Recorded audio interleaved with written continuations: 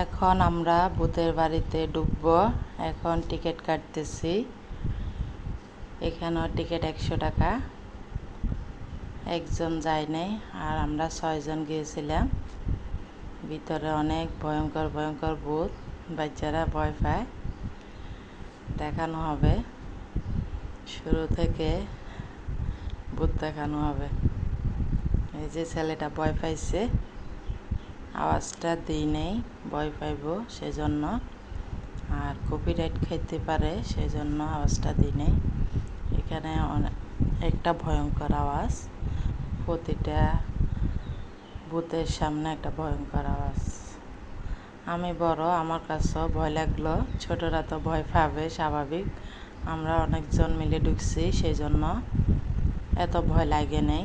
একা যদি ঢুকতে চান তাহলে ভয় লাগবে, একা ঢুকবেন না। এখানে অন্ধকার। এখানে অনেকবার চেষ্টা করলাম মোবাইলে লাইট দেওয়ার জন্য, আলো দেওয়ার জন্য, কিন্তু ভিতরে ঢোকার পরে সব বন্ধ হয়ে গেল, পারি নাই। ভিডিও করার জন্য নিষেধ করলো, তবু আমি ভিডিওটা করলাম আপনাদের সাথে শেয়ার করার জন্য।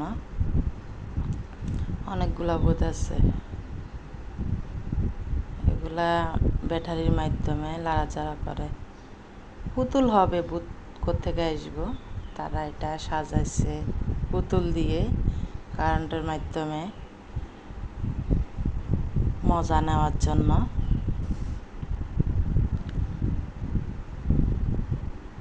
শুরু থেকে সামনে চলে আসে, আমি পিছনে ছিলাম, সেই জন্য দেখাতে পারি নাই।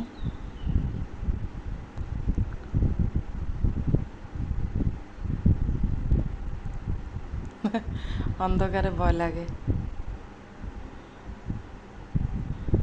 বাচ্চারা চিৎকার করতেছে।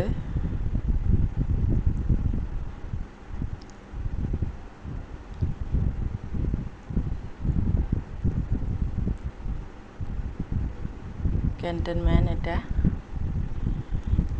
কুমিল্লা ক্যান্টনমেন্ট জাদুঘর, ভূতের ঘর, জাদুঘর না, সরি। অনেকগুলা ভূত, মনে হয় 10-12টা আছে এখানে। এই যে শেষ হয়ে গেছে, এখন আমরা বের হয়ে যাব।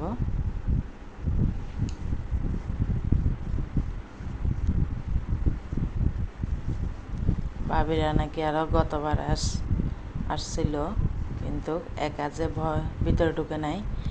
এখন এবার আমাদের সাথে ভিতরে ঢুকলো।